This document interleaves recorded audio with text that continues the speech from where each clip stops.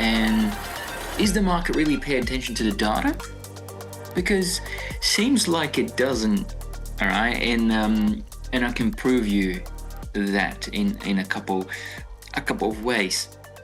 So if you think that fundamental analysis are all about looking at what time the data is going to come out, wait for the market reaction and then trade that reaction, you are very, very mistaken, my friend. So today we have the release of the US GDP. Will that impact the US dollar positively or negatively? Or my heading comes to question, is the market really paying attention to that? Okay. Also, we had some Fed comments that checked the CME Fed Watch 2, and the expectations are growing for 25 basis points cut into September. We're going to have a look into that as well. But before we go any further, as usual, I need to put up the risk disclaimer and leave it there for a minute or two. And then once that finishes, we can start. All right. So I'm going to mute myself, leave it there for a minute or two, and then we can start. So for those who just join us, these are the topics for today. And I want to start with a question, okay? And I want you guys to sort of think a little bit. And if you have any answer, you can definitely send that to me.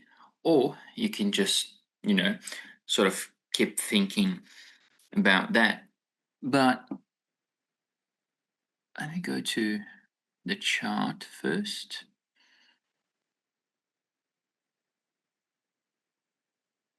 Here we go. Let's go to, let's say, euro dollar. Okay. We just hit it or take profit. That's good. All right. Who thinks that the market is reacting to data? And when I say data, I mean like economic data being released into the economic calendar. That is GDP, CPI, PMIs, anything related to the economic calendar. Okay. I want you guys to sort of think about that and send it on the chat if you have any questions, if you have any answers. We already have one answer. That's pretty good. Let's see, what was the answer? I don't even know anymore. That was the answer I was not expecting to, but that's a good answer. Love that. So it's the good one. So I think if you don't want to, if you've been paying attention quite recent, the last couple of weeks have been a pretty mess into the market, right? And it doesn't matter. That's the real answer. It doesn't matter exactly. So that's exactly one of my what Suits would just say into the chat. He said because the last PMI was positive, but the market reacted otherwise. Zod will say, I don't think news move the market anymore. You guys are completely correct. And it's not because only one thing. It's a combined effect of bunch of stuff that's been happening. Okay, so I'm gonna give you a very, very, very practical example. If your house, you come to your house, you basically, you were on the park and then you're coming back home. So you come to your home and then you see your home in fire, and then there's a beautiful dog into the street, and then will you stop to pet that dog, or will you do something to stop the fire on your property? That's a very simple answer. So that's exactly what is happening on the market. You have the data, that is the dog, but you have the war, you have the Trump, you have Putin, you have Ukraine, you have Israel, you have Iran, you have risk on, you have risk off, you have gold, you have all this stuff's happening into that. That means the property on fire, that the market doesn't even care about how cute, how beautiful, or how ugly, being good or bad data, the economic release was. Okay. So that's that's the whole point of today. All right, so we do have the release of let me just put in today. That's economic. This economic calendar is from FinLogix, so I'm going to send the link into the chat so you guys can access that. There you go. So oopsie, sorry, I've clicked it by mistake. So over here I just want to select United States and put in today, and this one I'm going to leave in medium and high. So today is Thursday, and we have, oops, where is the GDP? It's not showing here. Okay, that's not good. Well, let me go to the other economic calendar. Sometimes it's not the best, unfortunately. Let me put into this. So there you go. So today we have the GDP from the from USA, and the quarter-over-quarter GDP is expected to come negative at 0.2%. The GDP price index is expected to come positive, and then we have initial jobless claims at 244,000. Don't forget that next week, next Friday, not this Friday, the next one, we have NFP. Okay, and we have the Fed. Not next week, but next month. So, do you really think that just this GDP it can come like it can come at 10%? All right. Would you really think that this would change the whole perception of the market at the moment? To be honest, it won't. All right, it won't, and I'm gonna explain you why. So, if we look at the DXY, there you go. DXY is trading at the moment at 97,500. Oh, exactly at 97,500. That's pretty good. So we had this whole move down due to a few factors. And one of the factors were the Trump administration, right? All of what Trump has been saying, all of what Trump has been doing has caused to this enormous decrease in prices for the US dollar. Okay, so it doesn't matter how good the economy can be running at the moment because investors are not looking not looking to trade that. I'm not saying that the GDP may, do a little bump up or a little like huge move, but that's not going to be able to alter, to change the whole trend of US dollar index. And that's the point I want to get. So those data we're looking at, like CPI, PMI, GDP, all of those things, it can now be traded on a different way. If it's positive GDP, that's pretty good because you need to use that as a second layer, right? As a second layer of a possibility. So if it's a positive GDP, we may have some sense of positive move into US dollar. But we know that the bigger picture continues to be risk on. So if it's risk on, then we're looking to sell safe haven currencies. And US dollar is a safe haven currency, right? Even if we come to ChatGPT and we ask him, like, what is the safe haven currencies, right? So the safe haven currencies are the US dollar, Swiss franc, Japanese yen, euro, and then gold, of course, and US treasuries, right? So there's a few things here, as like this one, as of exactly going to say, but then I saw that he put it to a lesser extent. So forget about euro. Euro is not, it's not a safe haven currency. Okay, so only US dollar and Swiss franc.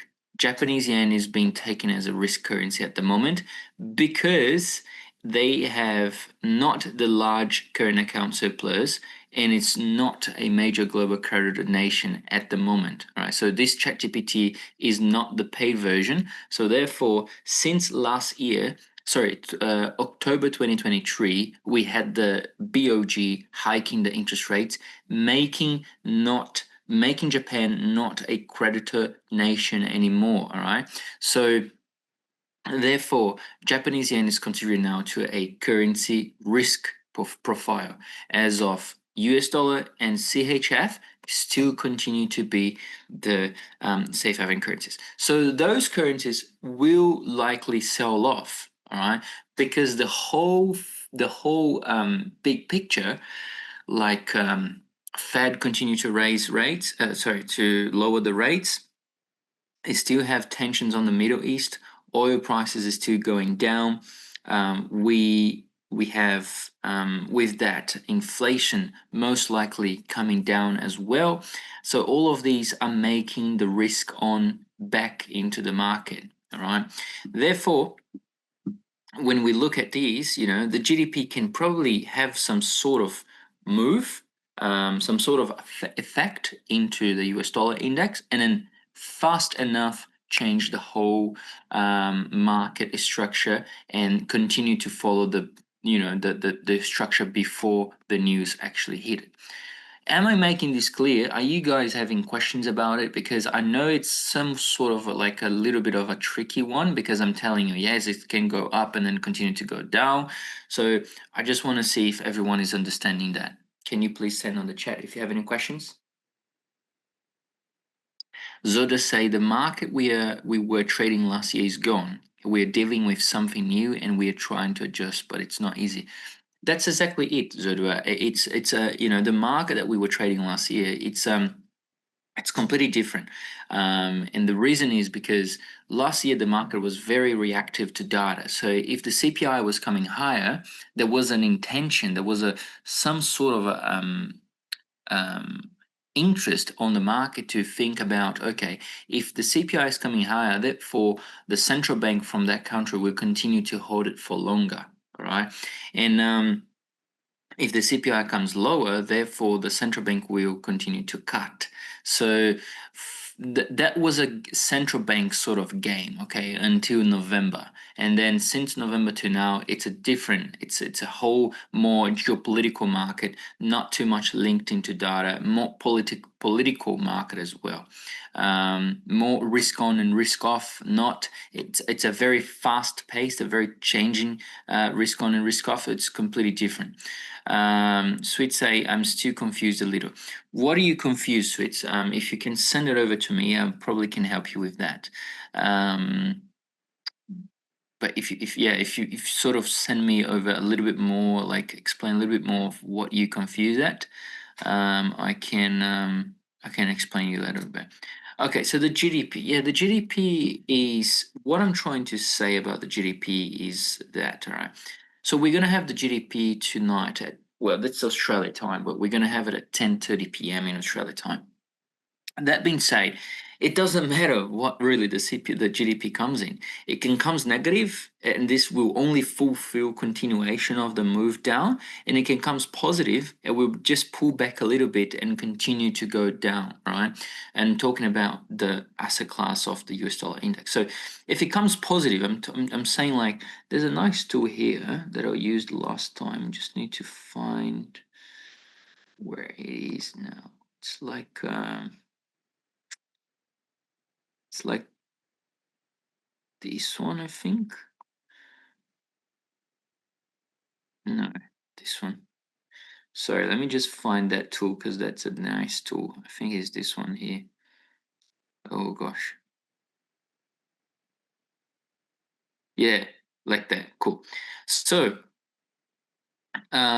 if the GDP comes a little bit higher, a little bit below negative, a little bit above negative, so let's say negative minus 0.5 or positive 0% or even positive 1%, what could probably happen is, yes, a move up,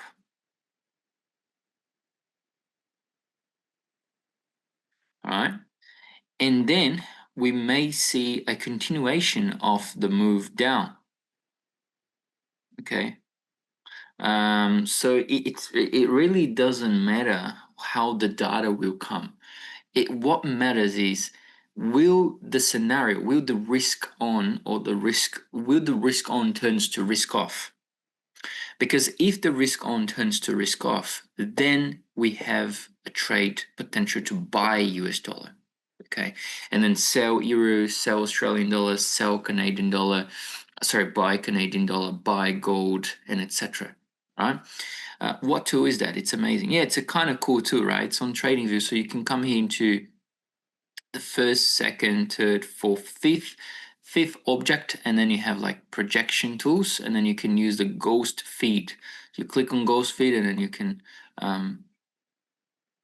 use that. It's pretty cool, like that. All right, let me take this off now. I want to show something else about gold. All right, lots of you have been talking about gold. I think this move on gold is basically structural. Okay, and I'm still waiting to short that. Mainly because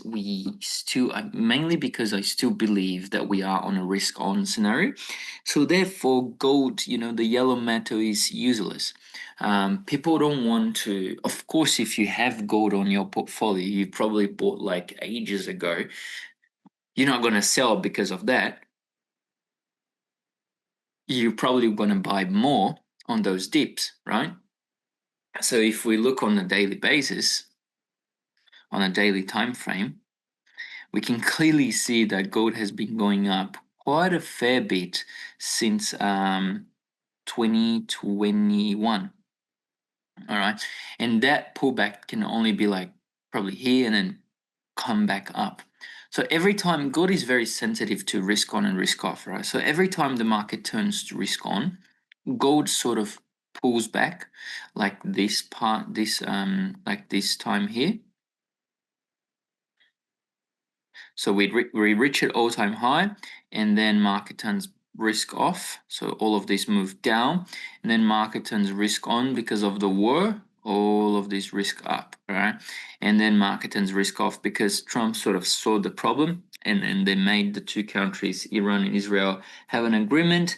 Then Israel didn't follow the agreement, and therefore gold goes up, and then they are all fine now, and gold goes down. Okay, so it's basically a change on risk on, risk off, risk on, risk off, and that's exactly how the market will probably go into end of the year. All right, I'm not seeing any changes until there. Right? Cool. Next topic is about the Fed, right? The Fed comments. We had some Fed comments today. Yesterday. Did anybody heard about that?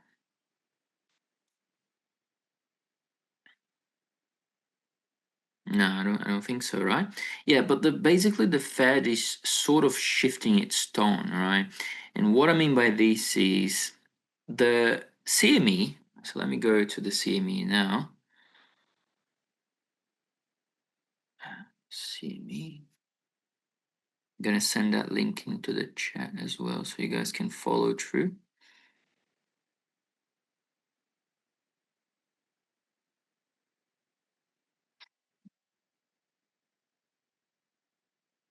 September, 17th of September. Yeah, good. So 69% of a chance of doing a 25 base points cut. All right. Anyway, so the Paul is being quite dovish in the last couple hours, and that's backed by supportive commentary from Fed officials like Waller and Bowman, and it's aligning the sort of the stars for Fed to move quicker than previously anticipated in the June, or was last month, I think it was May. Yeah, May predictions of cuts for this year, right? The dot plots. So markets now basically fully priced in for a September rate cut, as we can see, 69%. It's not fully priced in, but it's like 69%. And and the odds of July, it has climbed 20% in less than a week. So from or 425, yeah, there you go. So it was a month, it was a week ago was 12.5, and I was at 25%. pretty much 25. So that is like a 10%, sorry, not 20, 10% up. But most likely it will continue to be at will continue to be a pause, because we do have the upcoming NFP, and that's very. We're probably going to see that next week, how this will change that scenario here for the Fed. It's a potential catalyst, but if jobs disappoint, maybe July becomes not just a possibility, but a probability of a cut. And that's been the one of the other key drivers as well for the US dollar index. There you go, US dollar index weakness in the last couple of days. Sitting at lowest level since March 2022 already, and it's a risk-on environment. So softening Fed outlook only accelerates the US dollar sell-offs, and especially against currencies with supportive domestic narratives like euro. So if we look at euro.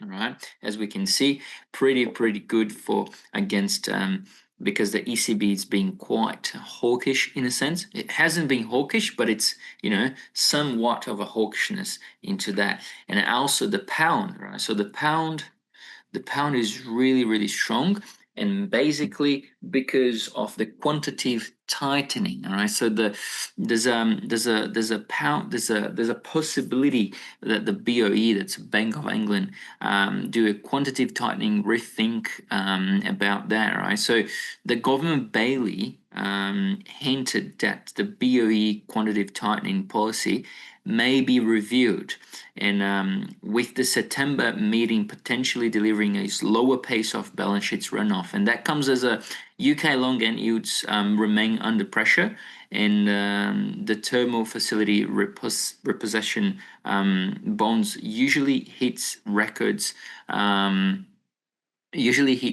when that happens. So we may see the pound strengthening. Okay, that's why I'm still waiting for a long position against the US dollar. But labor market in UK has been somewhat soft, and that's starting to dominate the BOE risk framework.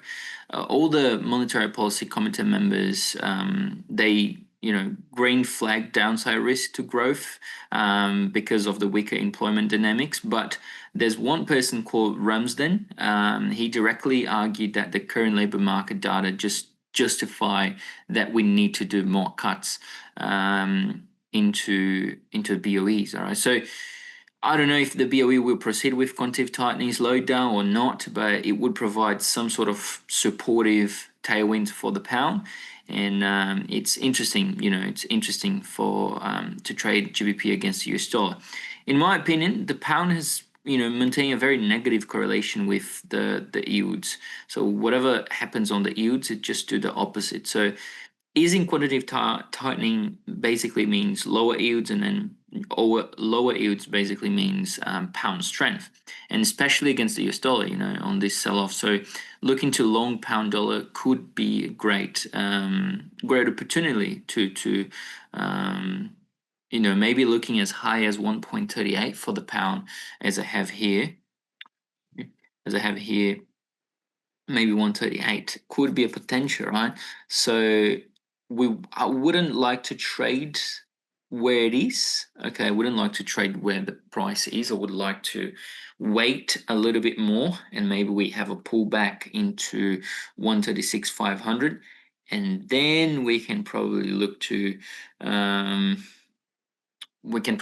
long that, because that's better risk reward for us. Okay, talking about risk reward, we have our trade running on US dollar yen. All right, so sales on US dollar yen are going very well. We already pretty much 2% in. All right, 2% locked in. Yeah, 1.5%. 1.5% for the trade. We took the stop loss, so basically minus 1% here, and then we have 1.5% running, so half percentage in profit. As of euro dollar did hit take profit for 2%. So we are 2.5% up for the week, pretty much. Still, gold haven't moved yet, so I'm still waiting for that entry. But that's about it for my portfolio at the moment. Do you guys have any questions? Because it's been pretty much it for the week. It's been pretty much you know, I would say risk on, risk off, risk on, risk off, risk on, risk off, and then it sort of finish it up into that. And as we don't have anything else happening, do you guys have any questions?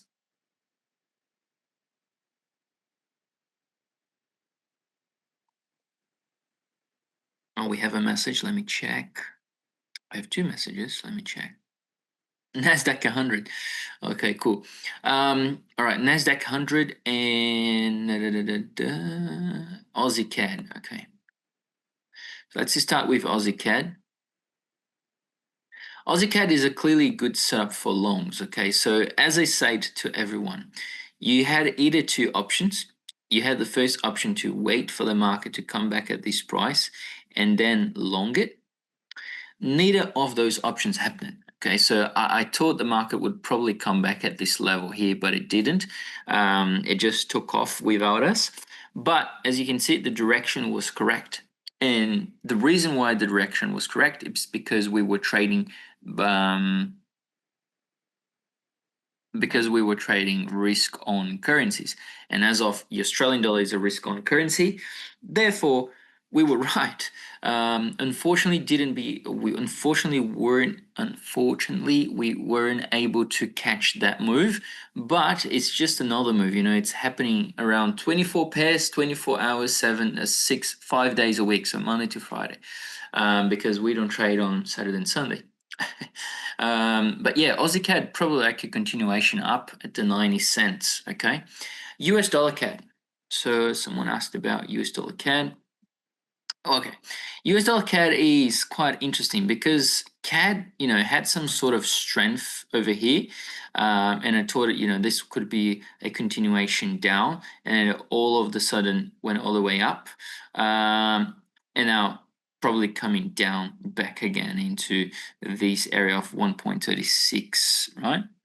So yeah, I think US dollar CAD it's a very, very tricky pair to be trading at the moment.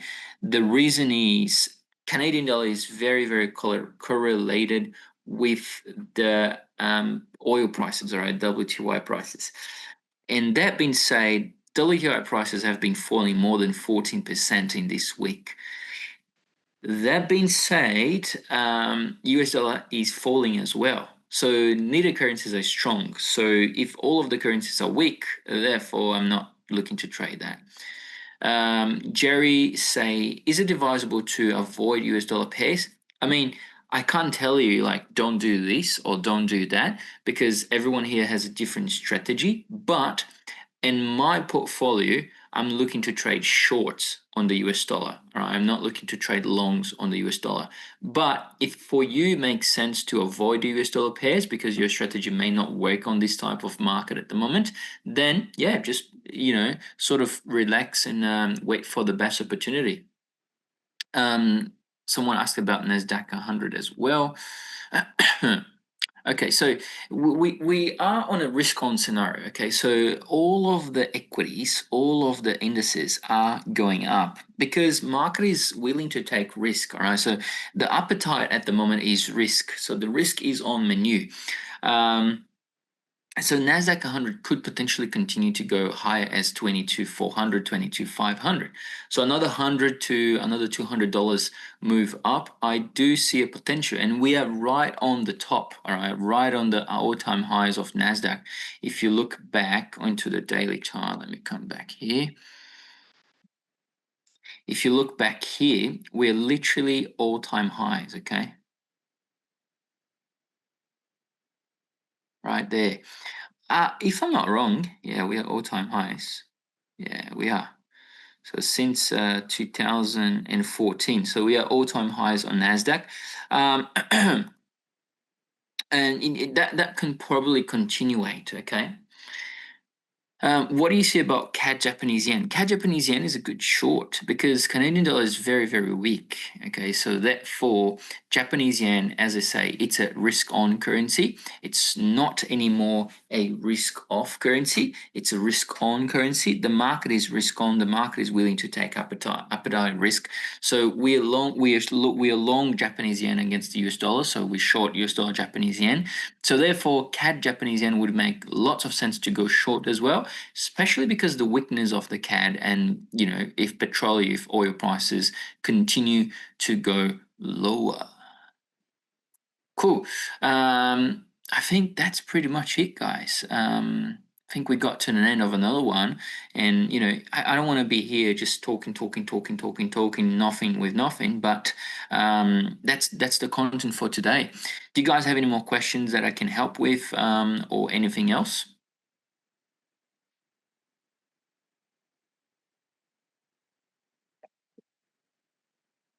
Not a problem, guys. Thank you, Zoro. Thank you, Dave.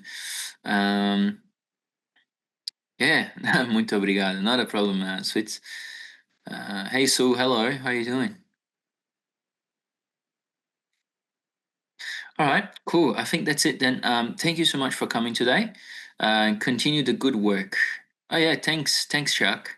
About Sue says about the situation in Iran. Oh, okay, cool. So as I say, that I'm a little bit against that, to be honest, and not against the war or anything like that. I'm saying I'm against the topic because it's always going to be something happening. All right, so it's not a 110% reaction that will last for the whole year. It was such a quick thing that the market turned from risk off to risk on. Boom, that's it. Okay, so that's gone already. We don't need to worry about that anymore. If there is any other stuff happening, if let's say Trump sort of try to bomb Iran or Israel again, then is a topic. But that's already gone. We're not trading that anymore. We're trading risk on and risk off because of central banks. All right. And we're not looking to trade the data. And that's exactly what I've mentioned today. I think some of you may come in a little bit late, but that's fine. We upload these on YouTube as a replay, so you can watch tomorrow in the next 24 hours maximum. All right. So like 11 a.m. tomorrow morning in Australia, that's going to be on YouTube already, but you can watch that, rewatch how many times you like.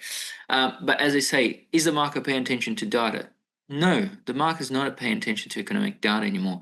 It reflects, quickly, and then it fades off quickly as well. So market is not caring for if it's positive CPI, if it's whatever. How do you know when the scenario change? Well, that's a topic for probably the next webinar, because it's a bit of a big topic. We need to analyze a lot of things, not only economically, but some of you already started to get it, because like Sweets and Azoto was saying, like, I don't think the news was moving the market anymore, because every time I want to trade the news doesn't go in my favor as the news is positive. So not always positive data is positive move. Okay, so just bear that in mind, and I'm gonna write a blog on that. How do I know the scenario is changing? That's a good one. Awesome. Thank you so much, guys. Hopefully everyone is having a great week so far. Make sure to bring your friends next time as well, next week, and I see you there. Have a great weekend, and chat to you next week. Bye bye.